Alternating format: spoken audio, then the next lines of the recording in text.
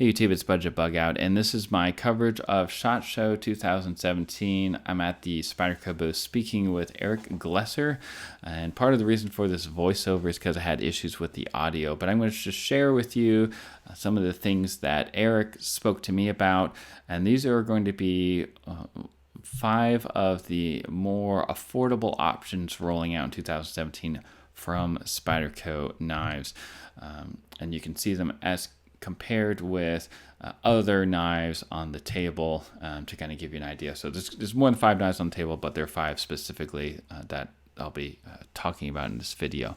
So one of the knives is going to be the Salt 2, and the Salt 2 is one on the very bottom, and you can see that it's similar to the Salt 1, which is immediately above it, the one in the middle, as well as the Delica 3.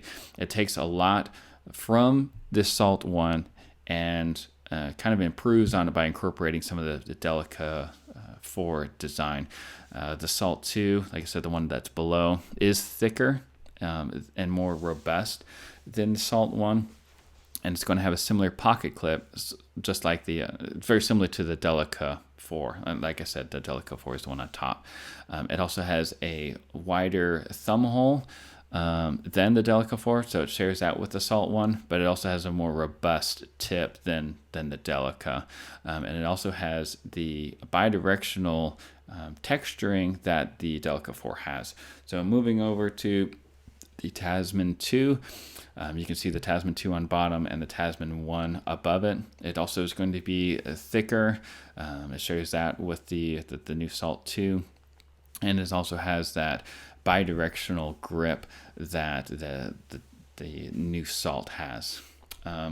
Also in the mix is the Salt Man Bug, and the reason that the Man Bug is kind of important to point out, for those of you who like smaller, maybe keychain knives, you can see how it has a very similar cutting edge, the cutting length, as the Delica, the Dragonfly 2, which you can see on the table. But moving on to probably the most budget friendly, aside from maybe the Man Bug, is the Spyderco Efficient.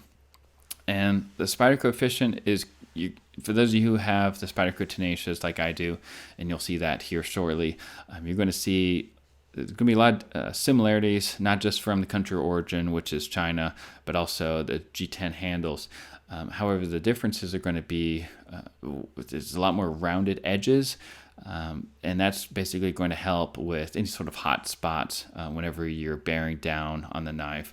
That way you're not going to get blisters and things like that from prolonged use. And you can even choke up on the blade or choke down on it, just depending on the type of cutting task. And there is also jimping on the spine of the blade as well. And around this point, I hand him the Spyderco Tenacious that I had on me, which Eric was very impressed by that. But yeah, there you can see them side by side. I've owned both the Persistent, the Tenacious. I never owned the Ambitious, but all of those are great knives that Spyderco already produces, and the Spyderco Efficient is just rolling out right now, so you can find them on at online retailers at the moment, actually, as well. But yeah, it still has the same 8 MOV 13 steel.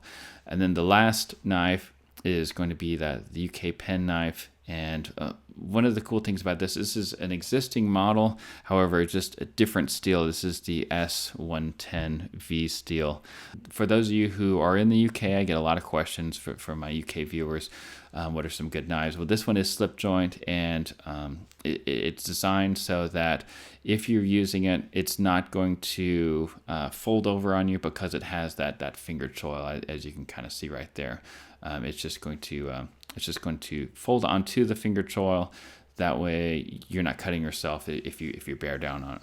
But anyways, guys, let me know what you guys think in the comment section down below.